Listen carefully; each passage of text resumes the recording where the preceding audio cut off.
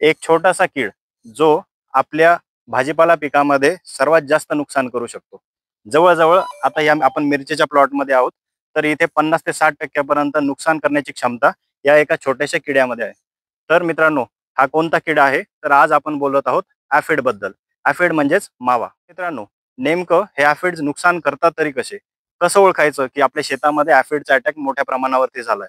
तर मित्रांनो, हे तुम्ही बघू शकता जे वरचे जे ग्रोइंग जे आपले पॉइंट आहेत झाडाचे, तर तिथे मोठ्या प्रमाणावरती तुम्हाला हे काळ्या रंगाचे किंवा पांढऱ्या रंगाचे, हिरव्या रंगाचे देखील असतात. असे तुम्हाला ॲफिड्स या ठिकाणी गुच्छ करून दिसतील. त्यानंतर आता हे जी मिरची आहे, तर ही मिरची बघा कशी कोकडलेली आहे. हिचा आकार बघा सरळ नसून ही जागीच आकसलेली आहे.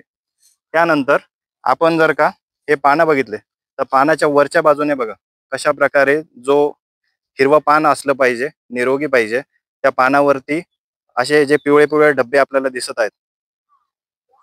त्यानंतर त्याच पानाच्या उलट्या बाजूने जर आपण बघितलं, तर पूर्णपणे जे रस शोषित करून हे जे पानं आहेत, हे पांढरा ते सिल्वर असा रंग आपल्याला या ठिकाणी दिसत आहे. हे आपण नारळाचं पाणी पिण्यासाठी स्ट्रॉ जशी वापरतो, तशीच हे जे ॲफिड्स असतात, पानाला त्या ठिकाणी छिद्र पाडून त्याच्यामधला रस शोषण करण्याचं काम करत असते आणि मोठ्या प्रमाणावरती आपल्या पानाला डॅमेज करतो.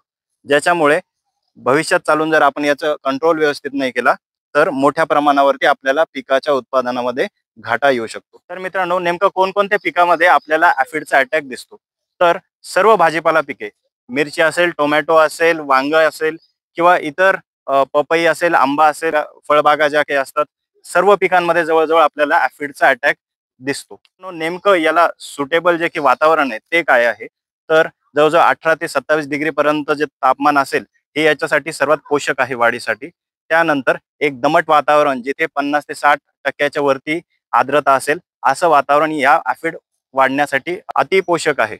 तर मित्रांनो, शेडनेट, आता हे जे आपण शेडनेट बघत आहोत, तर शेडनेटमध्ये जवळपास आर्द्रता ही 50 ते 60% पेक्षा जास्त असते.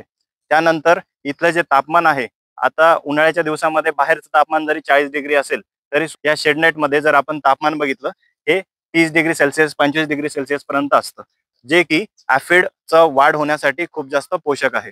त्यामुळे आपल्याला शेडनेट सारख्या जागेमध्ये ॲफिडचा अटॅक मोठ्या प्रमाणावरती दिसतो. तर आपण याला कशाप्रकारे थांबवू शकतो किंवा कशाप्रकारे यावर आपण नियंत्रण मिळवू शकतो? तर सर्वात प्रथम मित्रांनो, आपल्याला आपल्या शेतामध्ये संध्याकाळच्या वेळेला म्हणजे साधारण 5 ते 6 वाजेनंतर नेहमी आपल्याला एक शेतशिवार फेरी आपल्याला करायची आहे. ज्यामध्ये संध्याकाळच्या वेळेला आपल्याला हे मोठ्या प्रमाणावरती ॲक्टिव्ह दिसतात.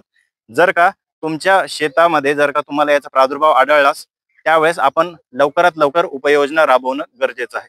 त्यामध्ये सर्वात पहिले जैविक आपण कशाप्रकारे याच्यावरती कंट्रोल मिळवू शकतो, तर बॅसिलस थुरिंजिनेसिस नावाचा एक बॅक्टेरिया आहे, ज्याचा आपण याच्यामध्ये वापर करू शकतो. त्यामुळे ॲफिडवरती मोठ्या प्रमाणावर कंट्रोल मिळेल. लेडीबर्ड बीटल आहे, त्यानंतर लेसविंग्ज आहेत. हे असे काही कीटक आहेत जे नॅचरली या ॲफिडला खाण्याचं काम करतात आणि आपल्या शेताला एक नैसर्गिक सुरक्षा देतात.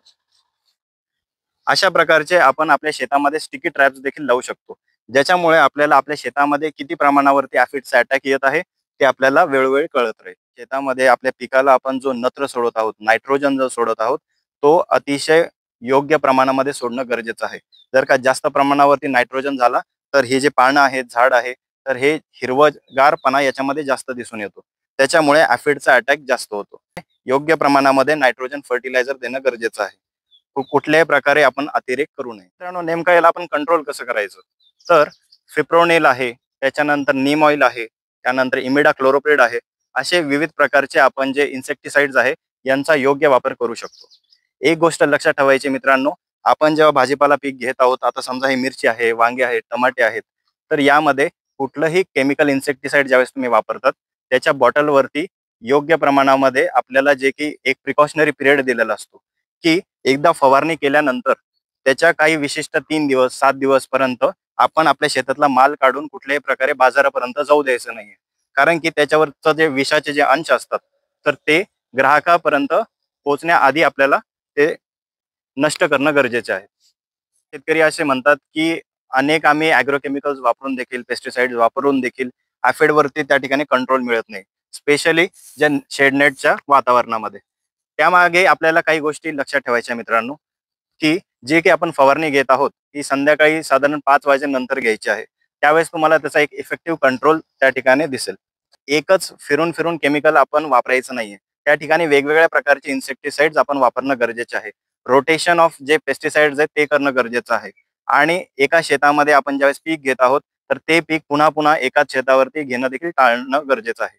मित्रांनो, सध्याचा एक नवीन ट्रेंड आहे की ड्रोनच्या द्वारे आपण फवारणी आहे ते आपल्याला करताना दिसत आहे.